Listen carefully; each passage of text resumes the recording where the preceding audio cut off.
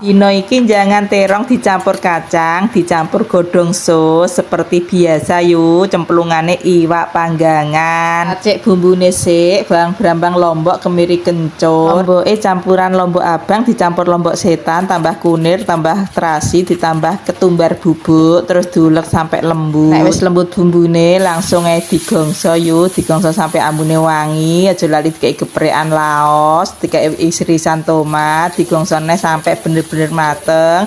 Baru nlebono kacang karo teronge, dikei banyu saithik yuk. Nah, diudek-udek ben rata kabeh bumbune mbek kacange mbek teronge, terus ditutupi jarno umop ngenteni terong mbek kacange serondok medhuk. Nek wis ngono terus dicemplungi santen, dicemplungno kabeh santene, dikei iwak panggange, diudek-udek neh yuk, terus ditambahi uyah, ditambahi gula, ditambahi kaldu bubuk. Bar ngono terus diumopno, nek wis umop jangane lebokno godhong sone dilebokno ngguri dhewe soalnya cepet medhuk yo. Bar ngono dimasak neh sampai bener-bener umop, jangane mateng, rasane enak, beres yo. Jangan terong campur kacang, campur godhong sos, siap dinikmati yo.